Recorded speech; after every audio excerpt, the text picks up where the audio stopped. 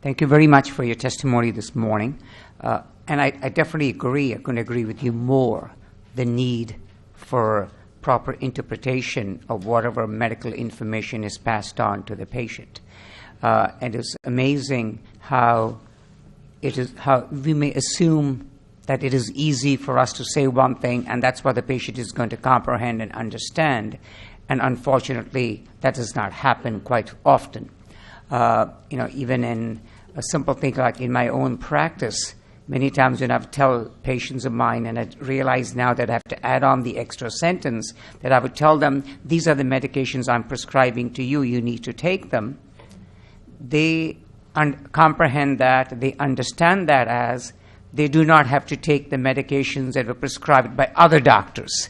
So they will take what I have given them, and then only to find out later, oh my God, why did you stop your blood pressure medications, or why did you stop your cholesterol medications? Well, you didn't tell me. You told me to take this, and I assume that that's what I need to take. So I definitely get your very important issue of making sure that the patients comprehend exactly the medical advice that is given to them. Just to work out and expanding on Representative Bett's concerns is how to work out the logistics, not the principle. The principle is obviously we need it. Because as I look at it in terms of evaluating a patient in a hospital setting, it is both at the time of the intake, at the time when they arrive at the hospital, you need to obviously get as much information as possible. During the hospital stay or the emergency room stay, fortunately, they are under the umbrella of the hospital and the nursing care there. They just do what is told of them to do. And then the other critical issue comes at the time of discharge, because now they have to take care of themselves.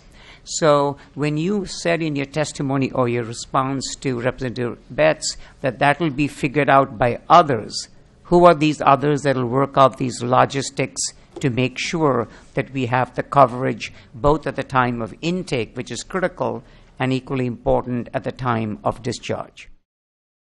Thank you, Senator Wong, to be here this morning. It's good to see you as a senator from being a representative with me this session. I'm glad you are where you are, and wish you best of luck as you pursue in the Senate chambers. Thank you. Accountability and transparency is important to all of us. There's no question about that at all, and not in society at large. And healthcare is no exception. So I definitely would agree wholeheartedly that we in healthcare need to be as accountable and as transparent as can be. But just for me to understand what is it that you're actually looking for, you, me, all of us as individuals and as consumers, when it comes to infections. Because when I look at a hospital, there are patients in the hospital that are admitted for that primary reason. They come there to the hospital because of an infection, whatever it is, and that's why they are there. That's one kind of an infection, which it may so happen that Hospital A may have an excessive number of patients admitted with that as a diagnosis or co-diagnosis. Many of these complicated patients come in not with just one diagnosis, but multiple, and infection being one of them. So are you suggesting that those people, the number of patients who come in admitted to the hospital for infection as a part of their diagnosis be also in the so-called transparency list for you and me to decide whether I want to go to that hospital or not, number one? And number two, you talked about hospital-acquired infections, which is a different story altogether.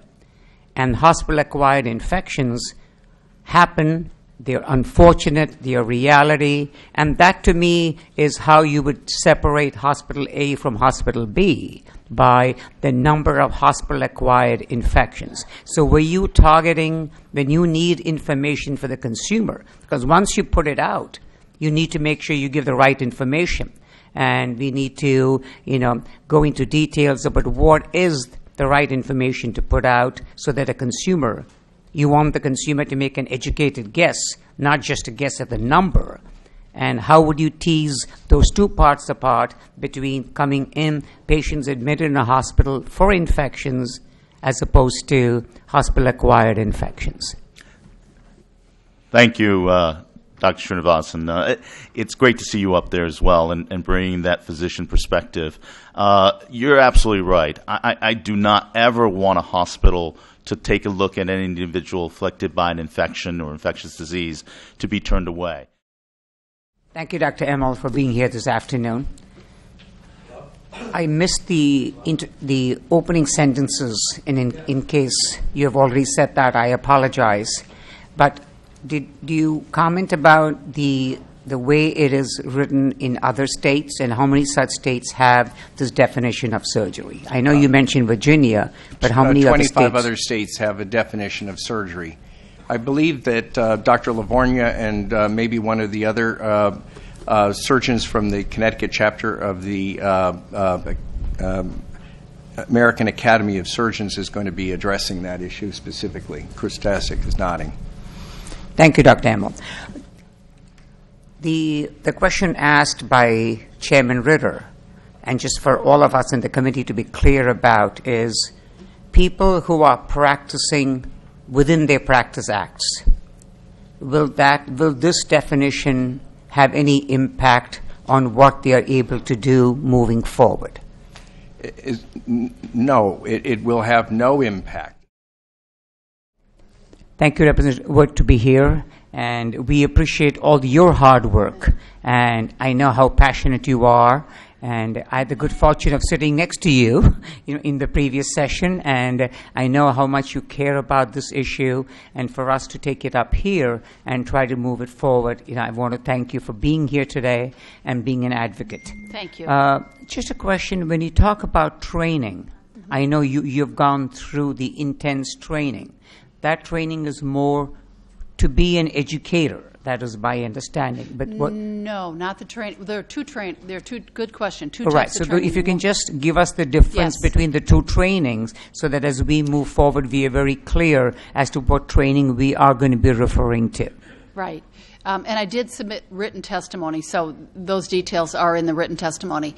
It's an 8-hour course. It is a nationally certified course. It is, what's the word, experience-based? That's not quite the word, but you know what I mean. Thank you, evidence-based. I've had a long day, too. And the words start to just fly around. It's evidence-based, and it's a very, very good program. I've taken the mental health, the 8-hour course. The trainers who train the course all have either masters of social works, they're licensed clinical social workers. They have a background in this field. They're psychologists. In addition, they go through, I believe it's a full 40-hour training course on how to teach mental health first aid.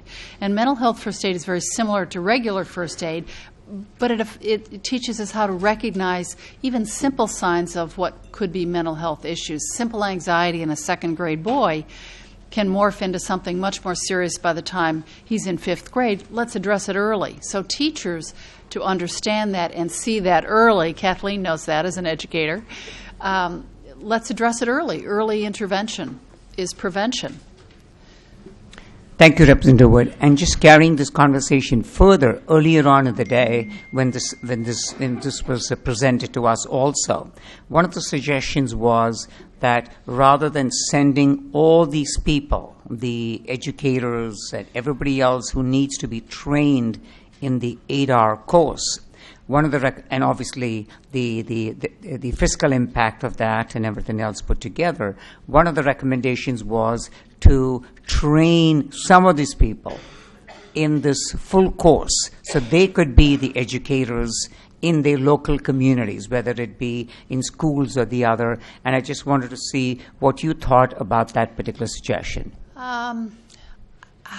You mean a small group of people would take the 8-hour course or would take the 40-hour course? And I'm not sure exactly how many hours the 40-hour, but that's for trained professionals already in the field.